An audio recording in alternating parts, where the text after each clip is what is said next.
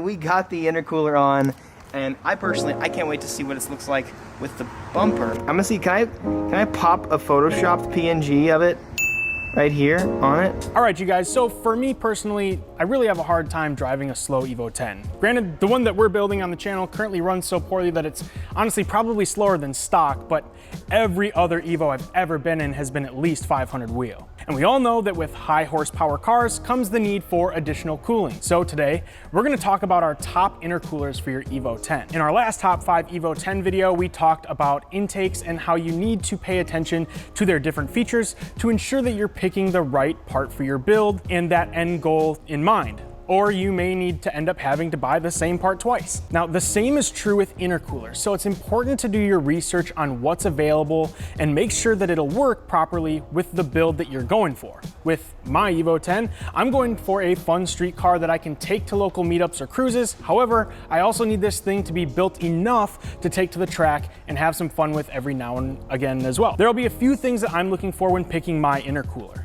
So now I know the power number that I'm going for. Another thing that's also important to me is to get an intercooler that doesn't require any trimming of the front bumper, because I want to be able to change the stock bumper out at some point, but I can't tell you what we're going to hopefully change it to, so you guys will just have to subscribe and stick around for that. But anyways, enough of that. Let's jump in and check out some intercoolers. All right, you guys, so first up on the list is the ETS Intercooler upgrade, and that's the one I've obviously got here. And honestly, when I think about intercoolers, for this platform at least, I instantly envision this intercooler with their ETS logo here on full display. Now, this is just an intercooler and a handful of couplers and clamps. The other product for the Evo 10 includes the upper and lower intercooler piping. Now, the cool thing about this intercooler is that it's available as 3-inch, 3.5, 4-inch, and 5-inch core. And they all fit without having to do any trimming besides the 5-inch core, which for most of us would honestly be completely overkill. Now, this intercooler was certainly designed with its performance in mind. The factory inlet and outlet locations allow for them to be at diagonally opposite corners of the core. This will help you get the best possible airflow through the intercooler core's height, making sure that all charge rows are used effectively. Now, this intercooler is available with different anodizing and with or without this ETS stencil, and starts at only $559. Not a bad deal if you ask me.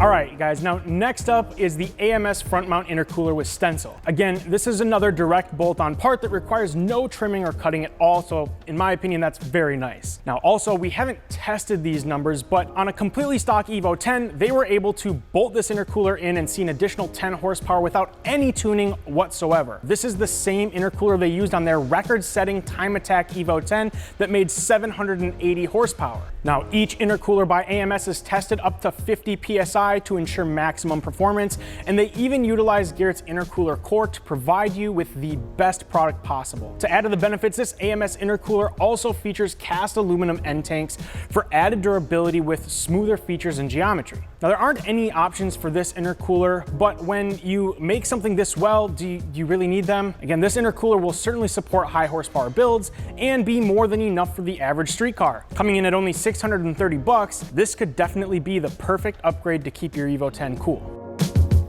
Intercooler, baby. All right, now next up is our very own MAPerformance 3.5-inch intercooler with our in-house manufactured billet end tanks. Now, I'm going to make a relatively bold statement here. Airflow is the most important factor in any turbocharged vehicle. On top of that, who doesn't love billet aluminum parts? After all, the fit and finish that can be achieved with the billet end tank Evo 10 intercooler is virtually unmatched. But that's not the only reason why you'd want this Evo 10 intercooler. Now, commonly, sheet metal is typically bent or welded at hard angles, adversely impacting airflow. And if I'm personally being completely honest, cast end tanks just don't give me that wow factor. Now, while these alternative methods of construction are virtually equal in regards to pricing, they don't even come close in regards to flow. Not to mention, this intercooler also makes for an easy install that can be done in a short amount of time, and it'll only cost you $578. I can assure you that you'll be hard pressed to find another intercooler at this price with this much attention to performance and quality. All right, guys, so next up is the Sheepy built Evo 10 factory replacement intercooler. Now, so far, on our list at least, this is the most customizable intercooler we've put on here. Now, starting at only $525, this will get you a 3-inch intercooler core capable of keeping a 700 horsepower cool, a 2.5-inch outlet, and this would also be without their thermal black coating. However, you can upgrade the intercooler core to a 4-inch core or increase the outlet size to a 3-inch outlet if needed. Now, this intercooler also looks awesome with the black thermal coating. I actually had a chance to meet up with one of my friends named Jason, who has the Sheepy intercooler on his Evo 10, and that black Sheepy intercooler looks absolutely amazing on his car. Okay, guys, we're already at number 5. Last but not least, here's the Mishimoto front mount intercooler.